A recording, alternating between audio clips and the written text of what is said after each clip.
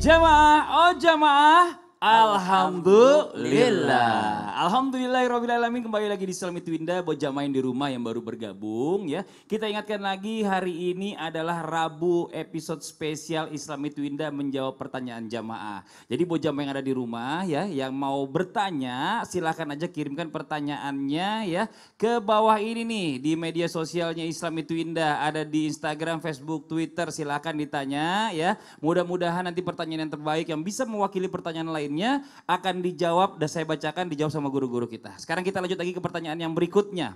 Masuk lagi pertanyaan dari Instagram dari @adinurman1. Assalamualaikum Ustadz, saya mau tanya tata cara azan yang benar. Karena maaf nih kebetulan ya marbot di rumah saya tuh kalau azan tangannya nggak pernah pegang kuping seperti muazin umumnya. Tapi ya dia kalau azan itu megang mic doang malah kayak vokalis band katanya. Wah ya Allah nggak gitu-gitu juga keles mas ya Allah ini anak muda banget yang nanya nih. Terus lafal azannya nggak jelas. Ustadz mestinya Allahu Akbar, Allahu Akbar dia malah Allahu Akbar, Allahu Akbar. Nah ini dia nih. Apakah azannya syah? Sah ya kok jadi syah itu mas tuh. Dan yang mendengar ini dapat dosa apa pahala? Mohon jawabannya Ustadz soalnya sudah meresahkan hati saya. Ini kayaknya orang ini udah mangkalnya udah lama nih Ustadz Syam nih. Jadi masalah azan nih bukannya Allahu Akbar, Allahu Akbar. Ada yang begini. Allahu Akbar, Allahu Akbar. Gitu ada yang begitu. Nah ini sekarang bagaimana nih penjelasannya silakan.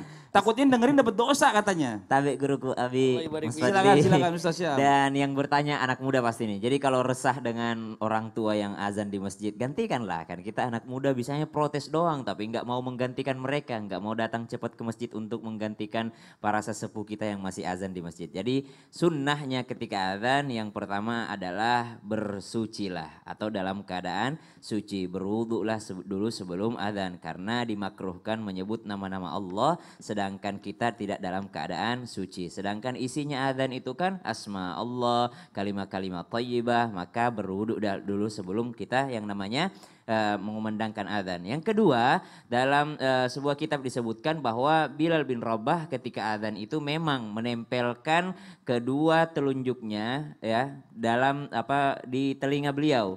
Jadi memang memegang telinganya itu telunjuknya masuk ke dalam. Jadi memang telunjuknya beliau itu masuk ke dalam ya. Telunjuknya masuk ke dalam. Gunanya apa? Syekh Al-Bantani mengatakan bahwasanya ketika kita memasukkan tangan telunjuk kita, jari telunjuk ke dalam telinga, maka suara terpusat pada mulut. Jadi suara akan lebih besar kedengarannya. Jadi suara akan konsentrasi pada mulut karena bersambung nih mulut